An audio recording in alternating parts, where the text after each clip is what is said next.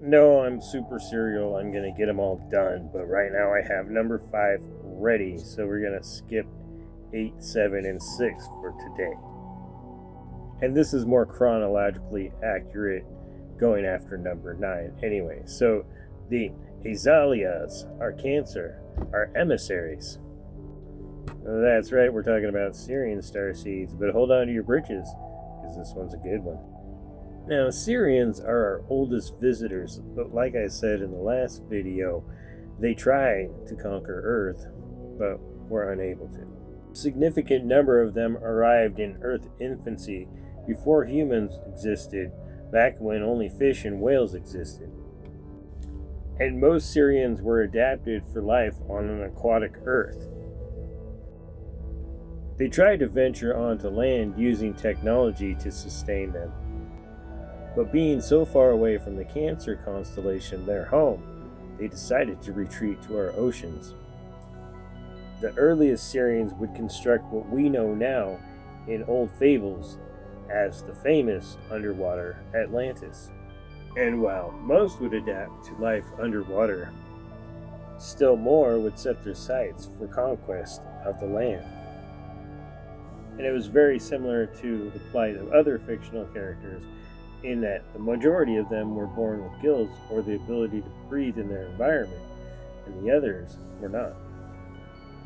And in fact, the air quality on Earth was so bad that most of the Sirians stayed next to the water's edge.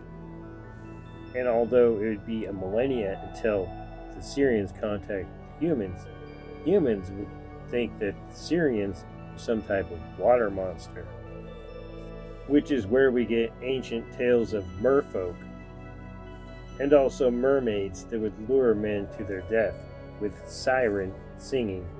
Still, other cultures would speak of swamp witches that lived on the edges of bogs.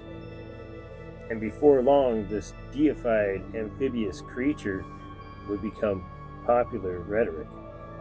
In one respect, they tried to remain neutral observers. And be it that they lived in a fringe society, they began transmutating messages to get from one world to the other.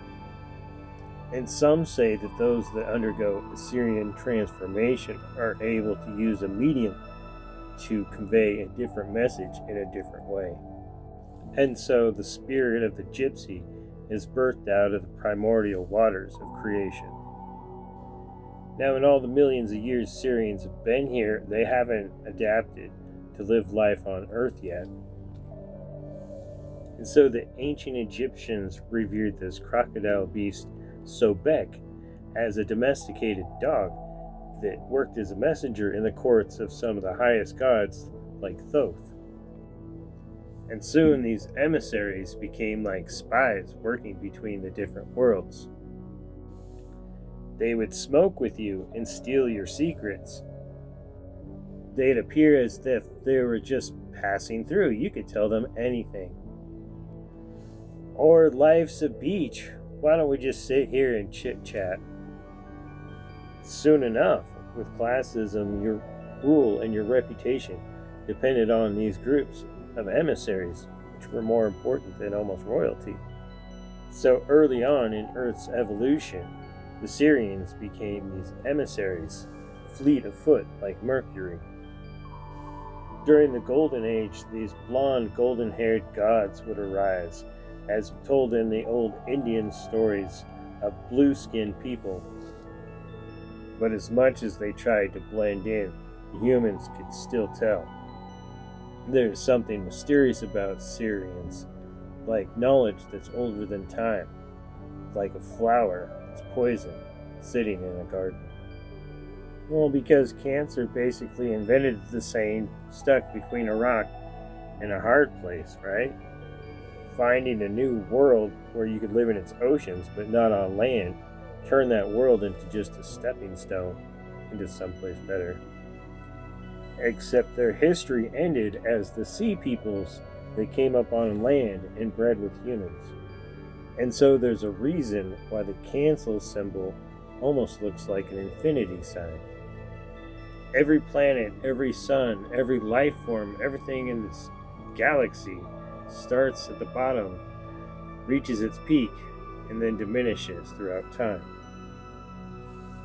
Because Syrians knew through their knowledge of the life cycle of a star that Earth had just come over the peak of its evolution and was in the downward plunge into non-existence. And because of this, the Syrians knew that they would never reach an uptick in evolution, which meant that they would never be meant for life on Earth. And we'd see many undecipherable warnings from early civilizations on discs and other tablets that explain some type of metamorphosis or some creation event that ended abruptly. And all these were in circular disc shape, like the Mayan calendar, which spoke of the end of the world somehow. And the Chinese too spoke of a primordial creation myth that involved fish with infinity symbols for bodies. And what we learned from things like the Nebra disc is they were showing us to chronicle the passing of time over long distances and the shape of the sun and the moon as they cut across the sky could be measured with these old tools to tell different eras or ages, like the age of Pisces.